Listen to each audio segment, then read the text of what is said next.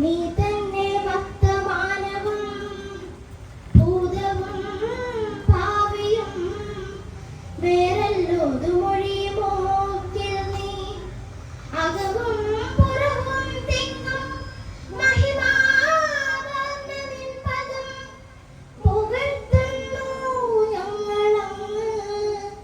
ഭഗവാനെ ജയിക്കുക ജയിക്കുക മഹാദേവ ദീനാവരപരായണ ജയിക്കുക ചിദാനന്ദ ദയാസിന്ധോ ജയിക്കുക ആഴമേറും നിൻ മഹസ്സ ആഴിയിൽ ഞങ്ങളാകവേ ആഴണം വാഴണം നിത്യം വാഴണം വാഴണം സുഖം. SNDP യോഗത്തിന്റെ inspecting officer Shri KK Purushothaman sir അവர்கள், ചേർത്തല SNDP യൂണിയന്റെ പ്രിയങ്കരനായ chairman Shriman KP Natarajan sir അവர்கள், ചേർത്തല യൂണിയന്റെ administrator Shri G Aniyappan sir അവர்கள், ആത്മീയ പ്രഭാഷണം നടത്തുന്നതിനായി ഇവിടെ എത്തിച്ചേർന്നിട്ടുള്ള ശ്രീ മനോജ് മാവുങ്കൽ അവர்கள், താഴികക്കുടം സമർപ്പണം നിർവഹിച്ചത് ശ്രീ ദീപു കരുണാലയം കൈക്കൽ, മണിച്ചിത്രത്താഴ് സ്പോൺസർ ചെയ്തു തന്ന ശ്രീ കൃഷ്ണകുമാർ തട്ടുപുരയ്ക്കൽ, ഒപ്പം അഷ്ടബന്ധ സമർപ്പണം തന്നത് ശ്രീ ജയ തുളസീധരൻ തന്ത്രി വാരനാടാണ്. ക്ഷേത്രം കല്ലുപോകാൻ വേണ്ട സഹായം ചെയ്തത് ശ്രീ മധു വൈരാർക്കികമായ വനിതാ സംഘങ്ങളും വ്യക്തികളും ക്ഷേത്ര ഉപകരണങ്ങൾ സംഭാവന ചെയ്തു. പ്രഭാവളക്ക് സംഭാവന ചെയ്തത് ശ്രീമതി അമ്പിളി ഗോപകുമാർ. പൂജാപാത്രങ്ങൾ ശ്രീനാരായണ കുടുംബ യൂണിറ്റ് വാങ്ങി തരികയായിരുന്നു അവരുടെ സമർപ്പണം. തൂക്കുവിളക്ക് ശ്രീ അശോകൻ ശ്രീകൽ ഫർണിച്ചർ. അത് ഈ നോട്ടീസൊക്കെ അടിച്ചതിന് ശേഷമായതുകൊണ്ടാണ് അതിനകത്ത് പ്രിന്റ് ചെയ്യാൻ മറന്നുപോയി. ഇത്രയും കാര്യം അപൂർവമായിട്ട് പറഞ്ഞുകൊണ്ട് ഞാൻ പറയുകയാണ്. നമ്മുടെ ക്ഷേത്ര സമർപ്പണം നടന്നു. ഇനിയിപ്പോൾ പ്രതിഷ്ഠാ സമ്മേളനം നടക്കാൻ പോവുകയാണ്. തൈക്കൽ നിവാസികളുടെ ചിരകാല അഭിലാഷമായിരുന്ന ഒന്ന്, ഞങ്ങളുടെ നാടിൻ്റെ എല്ലാ കഷ്ടതകളും മാറിക്കിട്ടും എന്നുള്ളതായ ഒരു പ്രതീക്ഷയാണ് ഞങ്ങളെ ഇതിനെ പ്രേരിപ്പിക്കുന്നത്. വളരെ കാലമായി ശാഖായോഗത്തിൻ്റെ കഷ്ടകാലം അവസാനിച്ചിട്ടുണ്ടാവും. ഇനി ഈ ക്ഷേത്രമൊക്കെ വരുമ്പോഴത്തേക്ക് പുതിയ സാരഥികളെയൊക്കെ നമുക്ക് കണ്ടെത്താൻ കഴിയും എന്നൊരു വലിയ പ്രതീക്ഷ എനിക്കുണ്ട്. എനിക്ക് ഇതിനു വേണ്ടിയുള്ളതായ എല്ലാ സഹായങ്ങളും ചെയ്തു തന്നതായ ഈ 3 ശാഖകളിലും ഈ പ്രതിഷ്ഠാ മഹോത്സവത്തിലുമൊക്കെ പങ്കെടുക്കാനായി വന്നതായ ഈ ശാഖകളിലല്ലാത്തവരും ഗുരുഭക്തരും SNDP പ്രവർത്തകരുമായിട്ടുള്ളതായ എല്ലാവരോടും നന്ദി പ്രകാശിപ്പിച്ചുകൊണ്ട് അടുത്ത പരിപാടികൾ ഇതിപ്പോ വൈകി സാവധാനമടിയൻ കൊളുത്തിനെ കാവന പ്രഭയും വിലക്കിതാ. സാവധാനമടിയൻ കൊളുത്തിനെ കാവന പ്രഭയും വിലക്കിതാ. സാവധാനമടിയൻ കൊളുത്തിനെ കാവന പ്രഭയും വിലക്കിതാ. സാവധാനമടിയൻ കൊളുത്തിനെ.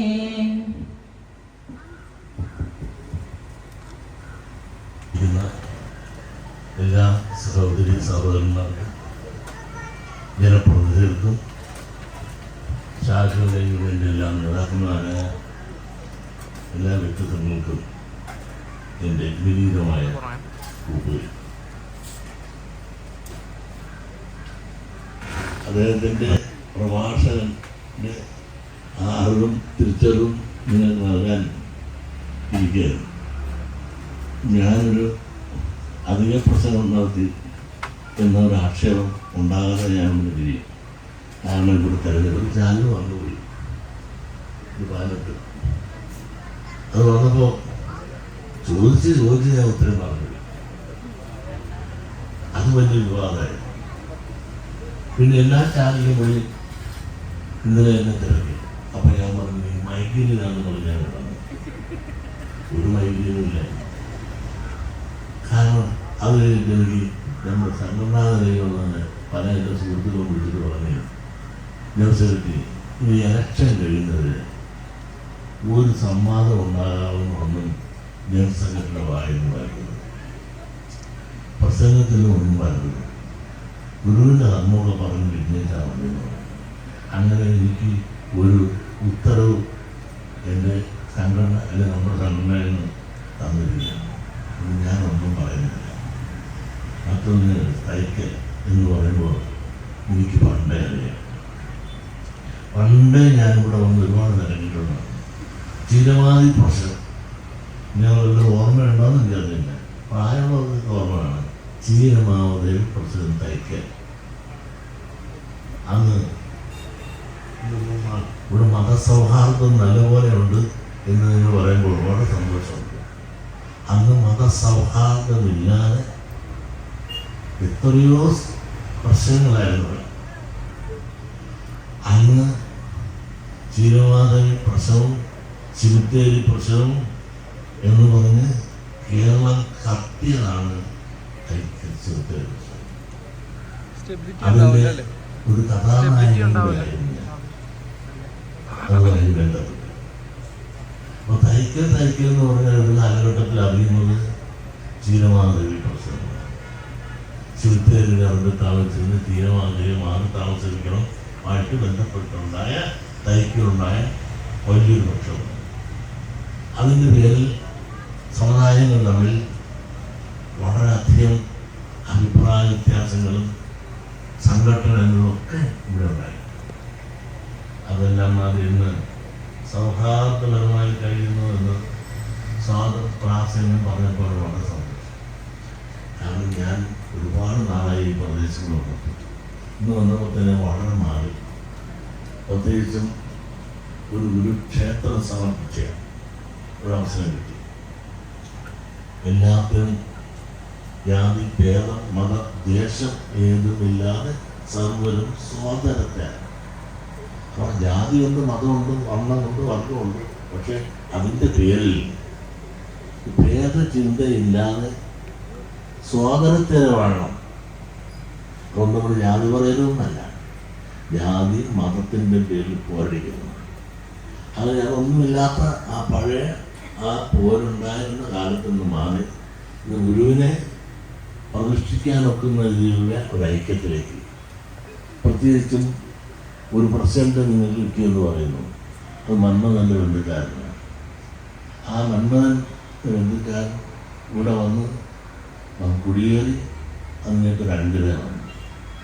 പ്രത്യേകിച്ച് തൈക്കൽ ശാഖ 224 പണ്ടും ആ ശാഖയിൽ ഞാൻ വന്നിട്ടുണ്ട്. ഈ കൺസോണറി യൂണിയനിൽ ഗൗരവം ചിട്ടയായി ഭംഗിയായി വൃത്തിയായി നടക്കുന്ന ശാഖകളിൽ ഒന്നാണ് തൈക്കൽ ശാഖ. അതിൻ്റെ പ്രവർത്തകരും അർപ്പണ മനോഭാവത്തോടുകൂടി ആത്മാർത്ഥമായി അവർ പ്രവർത്തിക്കുന്നു. അതിന് തെളിവ് തന്നെയാണ് അടുത്ത ശാഖക്കാർ, അടുത്ത അമ്പലക്കാർ, അങ്ങനെ എല്ലാവരെയും എടുത്ത് ഒരു വലിയൊരു സദസ്സ് തന്നെ അവർ നിർത്തിയിട്ടുണ്ട്. പ്രത്യേകിച്ച് ഞായറാഴ്ച ആയിട്ട് പോലും ഈ പന്തൽ നിറഞ്ഞ് വേദിയിൽ നിറയെ അതുപോലെ തന്നെ സദസ്സിനും ഏറെ ആളുകളെ ഇരുത്തിക്കൊണ്ടൊരു സമ്മേളനം ഇന്ന് നടത്താൻ ഈ ശാഖയ്ക്ക് സാധിച്ചുവെങ്കിൽ അവരുടെ സംഘടനാ മികവാണ്. ആ സംഘടനാ മികവിനെ ഞാൻ അംഗീകരിക്കുന്നു, അവരെ അഭിനന്ദിക്കുന്നു. നിങ്ങൾ സംഘടനാ പ്രവർത്തനം കൂടുതൽ ഊർജ്ജമായി കൊണ്ടുപോകാൻ ഇനിയും സാധിക്കുമാറാകട്ടെ എന്ന് ഞാൻ ആശംസിക്കുന്നു. അതോടൊപ്പം തന്നെ ഒരു പ്രതിമ നമ്പീശൻ എനിക്കറിയാം, ഒരുപാട് വലിയ സമ്പന്നന്മാരുള്ള നാടല്ല. പക്ഷേ മനസ്സ് സമ്പന്നനായ നമ്പീശൻ ഇത് കൊടുക്കാനുള്ള വലിയൊരു മനസ്സ് കാണിച്ചു. അത് നിങ്ങൾക്ക് വലിയൊരു ആശ്വാസമായി. അദ്ദേഹത്തിന് ഗുരുവിൻ്റെ അനുഗ്രഹം ഉണ്ടാകട്ടെ എന്നും അദ്ദേഹത്തിൻ്റെ തുടർന്നുള്ള ജീവിതത്തിൽ ആയുരാരോഗ്യ സമ്പൽ സമൃദ്ധിയും ദീർഘായുസ്സും ഗുരുദേവൻ കൊടുക്കട്ടെ എന്ന് പ്രാർത്ഥിക്കുകയും ഇത് ഈ ക്ഷേത്രങ്ങളിലേക്ക് സമർപ്പിക്കുക എന്നുള്ളൊരു ചടങ്ങാണ് എനിക്കുള്ളത്. അതുകൊണ്ട് ഞാൻ വലുതായിട്ടൊന്നും മിണ്ടുന്നില്ല. ഗുരുവിനെ ശരണം പ്രാപിച്ചുകൊണ്ട് നമുക്ക് നേരാൻ വഴി കാട്ടുന്നത് ഗുരു നമുക്ക് ദൈവമാണ്. ഗുരു സാക്ഷാൽ പരബ്രഹ്മമാണ്. ബ്രഹ്മാവിഷ്ണു മഹേശ്വരന്മാർ ചേർന്ന് ഒന്നിച്ചതാണ് പരബ്രഹ്മം. അങ്ങനെ നമ്മളെല്ലാം ഹൃദയ പൂജ ചെയ്ത് ഗുരുവിൻ്റെ ശരണം പ്രാപിച്ച് നമ്മുടെ പ്രയാസങ്ങളും അല്ലെങ്കിൽ ആവശ്യങ്ങളും അവസരങ്ങളും എല്ലാം ഗുരുവിൽ സമർപ്പിച്ചുകൊണ്ട് ഈ ക്ഷേത്രത്തിൻ്റെ മുമ്പിൽ പ്രാർത്ഥിക്കുവാനും അതുപോലെ സായുജ്യം നേടുവാനും ഇതുപോലുള്ള പ്രഭാഷണങ്ങൾ നടക്കണം. അവിടെയാണ് നമ്മൾ ഈ ശ്രവണം എന്ന് പറയുന്ന ആ മഹത്വം പാത്രീഭൂതരാകുന്നത്. ഒട്ടേറെ തിരക്കുള്ളയാളാണ് നമ്മുടെ ജനറൽ സെക്രട്ടറി. അതിന് ഏറ്റവും വലിയ മാതൃകയായി ഇവിടെ ഇരിക്കുന്നു. അദ്ദേഹത്തിന്റെ ആ സമർപ്പണം എന്ന് പറയുന്ന മഹനീയമായ കർമ്മം ഇവിടെ കഴിഞ്ഞിരിക്കുന്നു. എന്നിട്ടും അദ്ദേഹം എന്നോട് പറഞ്ഞത് ഞാൻ 2 മിനിറ്റ് ഇരിക്കാം, എനിക്കൊന്ന് കേട്ടിട്ടേ പോകാൻ പറ്റുള്ളൂ. അതാണ് അദ്ദേഹത്തിന്റെ വിജയം. ഒരു ഭാഗത്ത് ഗുരുഭക്തിയും മറുഭാഗത്ത് ദേവീഭക്തിയും ഒത്തുചേർന്ന സമഞ്ജസമായ ഒരു സമ്മേളനമാണ് ജനറൽ സെക്രട്ടറി. അതാണ് അതിന്റെ വിജയത്തിന് കാരണം. ആരെങ്കിലും ശ്രദ്ധിച്ചിട്ടുണ്ടോ? അതൊക്കെയാണ് നമ്മൾ ശ്രദ്ധിക്കേണ്ടത്. ഗുരുതഭക്തിയും ദേവീഭക്തിയും ഒരുമിച്ച് ചേർന്ന അപൂർവം ചില എന്താ പറയുക കേരളത്തിലെ മനുഷ്യരിൽ ഒരാൾ. അതാണ് ആ വിജയത്തിന്റെ കാരണം. ആ വിജയം നമുക്ക് ഓരോരുത്തർക്കും ലഭിക്കണമെന്നുണ്ടെങ്കിൽ നമ്മൾ ആ മാതൃക പിന്തുടരണം. ആ ശ്രവണം എന്ന് പറയുന്നത് നമ്മുടെ മനസ്സിലേക്ക് കടന്നു വരണം. ചെവികളിലൂടെ കേട്ടിട്ടത് കളയാനുള്ളതല്ല. അതിനാണ് ശ്രവണം കീർത്തനം എന്ന് പറഞ്ഞിരിക്കുന്നത്. കേട്ടിട്ട് എന്ത് ചെയ്യണം? അത് കീർത്തനം ചെയ്യണം. ഗുരുവിനെ കുറിച്ച് കേട്ടാൽ ഒരു ചെവിയിൽ കൂടി കേട്ടിട്ട് മറു ചെവിയിൽ കൂടി കളയാനല്ല, അത് നമ്മൾ പറയണം. അതാണ് ശ്രവണം കീർത്തനം എന്ന് പറയുന്നത്. എന്നിട്ട് മൂന്നാമതാണ് സ്മരണം. ആ വഴിയിൽ ഒരു ദിവസം നിൽക്കുന്നു ഒരു ചണ്ടാലൻ. കുളിക്കാത്ത ശരീരം, പല്ല് തേക്കാത്ത പല്ലുകൾ, ശരീരമാസകലം കീറിപ്പറിഞ്ഞ വസ്ത്രങ്ങൾ, 2 കൈയിലും പശുവിന്റെ മാംസം രക്തം വിറ്റിട്ട് വീഴുന്നു. ആ മാംസങ്ങളിൽ നിന്ന് 4 കട്ടി അതിന് ചുറ്റുമുണ്ട്. അയാൾ എല്ലാവരെയും നോക്കിച്ചിരിക്കുന്നു. എന്താ കറ പിടിച്ച പല്ലുകൾ ഇങ്ങനെ നോക്കി ചിരിച്ചപ്പോ തന്നെ ആളുകൾക്ക് ആകെ ഭയങ്കരമായ ഒരു ഛർദ്ദിക്കാൻ പറ്റുന്ന അവസ്ഥ. എല്ലാവരും ചോദിച്ചു, ഈ നരാധവനൊക്കെ വന്നു, ഇവരെ വഴിമാറ്റൂലേ? നിമിഷങ്ങൾക്കകം ശങ്കരാചാര്യനുണ്ടല്ലോ, മാറുന്നില്ല. ആരൊക്കെ പറഞ്ഞിട്ടും മാറുന്നില്ല. അവസാനം ശങ്കരാചാര്യ മുമ്പിലേക്ക് വന്നു. 2 പേരും അഭിമുഖം നിന്നപ്പോ ശങ്കരാചാര്യൻ ചോദിച്ചു, ഹേ നരാധവ, ഹേ ജാതിയിൽ ഏറ്റവും താഴ്ന്ന നീചകുലത്തിൽ പിറന്ന ഹേ ചണ്ടാല, എന്റെ ശിഷ്യന്മാർ പറഞ്ഞാൽ നീ കേട്ടില്ലേ? നീ വഴിമാറൂ. അപ്പോൾ അയാൾ മിണ്ടി. അയാൾ ചിരിച്ചു. എന്നിട്ട് പറഞ്ഞു, ഞാൻ എന്താണ് മാറ്റേണ്ടത്? പറഞ്ഞാലേ, എന്നിലും അങ്ങയിലും കുടികൊള്ളുന്ന ആത്മാവിനെ മാറ്റണോ? ഇന്നോ നാളെയോ നശിച്ചു വീഴേണ്ടത് ഈ നശ്വരമായ ശരീരത്തിനെ മാറ്റണോ? പറഞ്ഞു തന്നാലും ധന്യാത്മൻ, പറഞ്ഞാലും ഭാഗവതോത്തമനായ ഹേ ശങ്കരാചാര്യ. വാക്കുകൾ ഇടിമുഴക്കങ്ങളായി അവിടെ മാറി. ശങ്കരാചാര്യന് വട്ടം ചുറ്റി. എന്താ ഈ കഥ? ഇവൻ ചോദിച്ചിരുന്ന ചോദ്യം, എന്നിലും അങ്ങയിലും കുടികൊള്ളുന്ന ആത്മാവ്. ശങ്കരാചാര്യ അപ്പോഴാണ് ചിന്തിച്ചത്, ശരിയാണല്ലോ, ഞാൻ വലിച്ചെടുക്കുന്ന ആ ശ്വാസം കാശി വിശ്വനാഥ ക്ഷേത്രത്തിന്റെ പരിസരത്താണ്. അവനും വലിച്ചെടുക്കുന്നത് അവിടെ നിന്നാണ്. പുറത്തേക്ക് ഞങ്ങൾ വിടുന്നത് ഒരേ സ്ഥലത്ത്. അപ്പൊ ജാതി ആത്മാവിലില്ല. പിന്നെ അവൻ ചോദിച്ചിരിക്കുന്ന അശ്വരമായ ശരീരം. ശരിയാണല്ലോ, എന്റെ ഈ ആത്മാവ് ഈ നിമിഷം പോയാൽ എന്റെ ഈ ജഡം ഈ വിശ്വനാഥ ക്ഷേത്ര പരിസരത്ത് വീഴും. ആ ജഡത്തിന് എന്ത് സംഭവിക്കും? ജന്തുക്കൾ ഭക്ഷിച്ച് കാത്തിച്ചു പോകില്ല, ബന്ധു വെണ്ണീറായി ചമഞ്ഞു പോയില്ല, മണ്ണിന് കീഴായി കൃമികളായി പോകില്ല. ആരുടെ ഏത് മഹാന്റെ ശരീരമാണെന്ന് പറഞ്ഞാലും ഈ 3 അവസ്ഥയല്ലാതെ ഈ ശവശരീരത്തിലില്ല. ഒന്നിൽ ആരും നോക്കാതെ കിടന്നാൽ കുറുക്കനോ പട്ടിയോ പൂച്ചയോ വന്ന് കടിച്ചു നിന്ന് പോകും. മനോജാണെന്ന് പറഞ്ഞിട്ട് കാര്യമുണ്ട്, ശങ്കരാചാര്യാണെന്ന് പറഞ്ഞിട്ട് കാര്യമൊന്നുമില്ല, അല്ലേ? പ്രധാനമന്ത്രിയും മുഖ്യമന്ത്രിയാണെന്ന് പറഞ്ഞിട്ട് കാര്യമൊന്നുമില്ല. അവിടെ കിടന്ന് നോക്കാനില്ലെങ്കിൽ ഈ പട്ടിയും പൂച്ചയും വന്ന് കടിക്കും. അവർക്കൊന്നുമില്ല, ജാതിയും ഒന്നുമില്ല. അതുമല്ലെങ്കിൽ ആരെങ്കിലും ആൾക്കാർ വീട്ടിൽ കുടത്തിൽ കവില കവിയുമാറുള്ള ഒരു കുടം കള്ളും ചുമന്ന് ചണ്ടാല വേഷം ധരിച്ചെത്തിയ ഭഗവാന്റെ ചരിത്രം പഠിപ്പിച്ചു കൊടുത്തു ഗുരു. ഈ ഗുരുവിനെയാണ് നമ്മൾ പൂജിക്കുന്നത്. അതുകൊണ്ട് തന്നെ ഈ ഗുരുക്ഷേത്രം സാർത്ഥകമാണ്. ആ ഗുരുവിന്റെ ചൈതന്യധന്യമായ ജീവിതം നമ്മളുടെ മനസ്സിലേക്ക് എടുക്കുന്നതിന് വേണ്ടി നമ്മൾ എന്നും വന്നതിന്റെ മുമ്പിൽ പ്രാർത്ഥിക്കുക. വെറുതെ പടന്നു വെച്ചിട്ട് കാര്യമില്ല. സൈക്കിളിലുള്ള എല്ലാ ജനങ്ങളും എല്ലാ ദിവസവും വന്ന് ഇതിന്റെ മുമ്പിൽ പ്രാർത്ഥിച്ച് മുന്നോട്ട് പോയാൽ നിങ്ങളുടെ ജീവിതം അതിഗംഭീരമായി മുന്നോട്ട് പോകും എന്ന് മാത്രം പറഞ്ഞുകൊണ്ട് എന്നിൽ അർപ്പിതമായ ഒരുപാട് പേര് ഇരിക്കുന്നു. അതുകൊണ്ട് അധികം ഞാൻ നീട്ടുന്നില്ല. അതൊക്കെ പിന്നീട് വേണമെങ്കിൽ ഒരിക്കൽ ആവാം എന്ന് പറഞ്ഞുകൊണ്ട് എന്നിൽ അർപ്പിതമായ ഈ ഗുരുവിന്റെ പ്രഭാഷണം, ആത്മീയ പ്രഭാഷണം എന്നായി അതായിരുന്നില്ല. ഗുരുവിന്റെ ആത്മീയ പ്രഭാഷണമല്ല, ഗുരുദേവ ദർശനമാകുന്ന ഈ പ്രഭാഷണം നിങ്ങൾക്കായി സമർപ്പിച്ചുകൊണ്ട് നിർത്തുന്നു. നന്ദി, നമസ്കാരം. ഗുരുധർമ്മം വിജയിക്കട്ടെ. ഡോക്ടർ പൗത്രൻ അവറുകളെന്ന് പറയുമ്പോൾ നമുക്ക് എല്ലാവർക്കും സുപരിചിതനാണ്, കാവ്യ ചിന്തകനാണ്. അദ്ദേഹം തൈക്കൽ ഗുരുപ്രതിഷ്ഠയെക്കുറിച്ച് എഴുതിയ കാവ്യശില്പമാണ് ഞാനിവിടെ ആലാപനം ചെയ്യുന്നത്.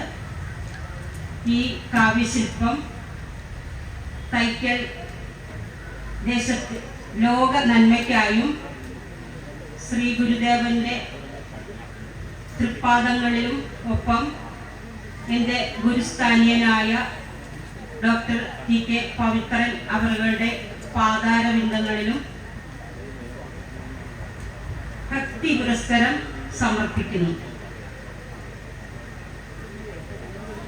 ഗുരുപ്രണാമം. പരമബോധത്തിൻ്റെ പാതയിൽ മാനവർ ഒരു ലോകദർശനം ഓതിടുന്ന പരിഭ്രാജകൻ ഗുരു നാരായണൻ തന്റെ ചരിതമാം വിഗ്രഹം കൈകൂപ്പുവാൻ ജ്ഞാനോദയത്തിൻ്റെ തൈക്കലാം ജംഗ്ഷനിൽ കാണും മഹാഭാഗ്യമെത്ര ധന്യം, കാണും മഹാഭാഗ്യം എത്ര ധന്യം, കാണും മഹാഭാഗ്യം എത്ര പുണ്യം. ആരു ഞാനെന്നൊരാ ജീവിത ബോധത്തെ നേരിൻ വഴിയിൽ തെളിച്ചിടുന്ന, ആരു ഞാനെന്നൊരാ ജീവിത ബോധത്തെ നേരിൻ വഴിയിൽ തെളിച്ചിടുന്ന ശ്രീ ഗുരുദേവന്റെ ശ്രീകര സന്ദേശം, ശ്രീ ഗുരുദേവന്റെ ശ്രീകര സന്ദേശം ശ്രീമുഖദൃശ്യം ഒളിഞ്ഞിടുന്നു. ശ്രീകാന്തി പുൽകുന്നു തൈക്കൽ ദേശം, ശ്രീകാന്തി പുൽകുന്നു തൈക്കൽ ദേശം.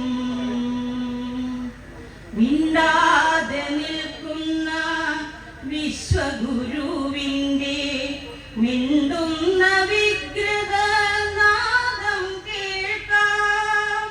മിണ്ടാതെ നിൽക്കുന്ന വിശ്വഗുരുവിൻ്റെ മിണ്ടുന്ന വിഗ്രഹനാദം കേൾക്കാം.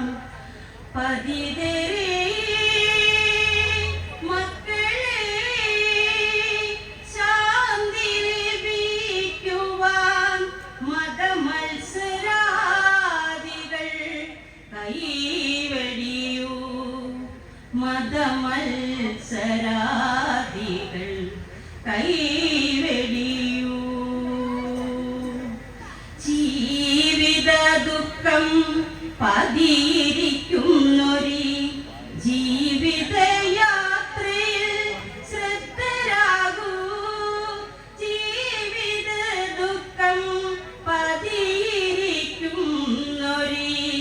ജീവിതയാത്രയിൽ ശ്രദ്ധരാകൂ. ബോധതലത്തെ വികലമാക്കിയിടുന്ന മദ്യാദിമോഹങ്ങൾ മാറ്റിയിടുക.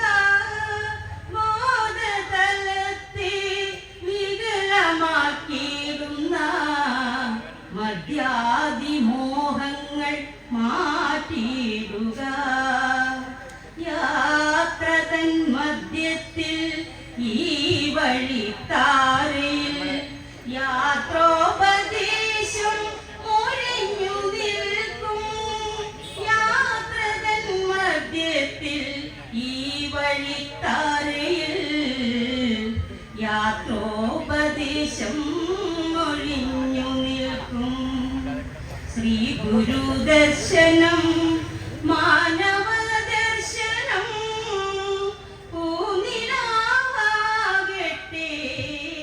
നിത്യതയിൽ ശ്രീ ഗുരുദർശനം മാനവ ദർശനം പൂനിലാവാകട്ടെ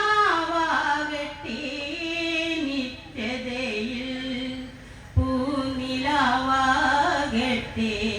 തൈക്കലെങ്ങും പൂനിലാവാകട്ടെ തൈക്കലെങ്ങും പൂനിലാവാകട്ടെ തൈക്കലെങ്ങും. നന്ദി. എൻ്റെ പ്രിയ സുഹൃത്തുക്കളെ, ഗുരുദേവ ഭക്തരെ, വിശ്വാസികളെ, നമ്മുടെ ചടങ്ങുകൾ ഏതാണ്ടൊക്കെ അവസാനിക്കുകയായി. നല്ല ഒരു ഉജ്ജ്വലമായ പ്രഭാഷണവും കഴിഞ്ഞു. നിങ്ങളാകെ ക്ഷീണിതരായിട്ടുണ്ടെന്ന് എനിക്കറിയാം. നമ്മുടെ വിശിഷ്ട വ്യക്തികൾ, നമ്മൾ ക്ഷണിച്ച വിശിഷ്ട വ്യക്തികളൊക്കെ അവരവരുടെ തിരക്കുകളിലേക്ക് പോയി കഴിഞ്ഞു. ഇപ്പോൾ നമ്മൾ വീട്ടുകാരും കുടുംബക്കാരും നാട്ടുകാരും മാത്രമാണ് ഇവിടെ അവശേഷിക്കുന്നത്. പിന്നെ അതിഥിയായി ശ്രീ ബാബുവിനും മാത്രമേ ഉള്ളൂ.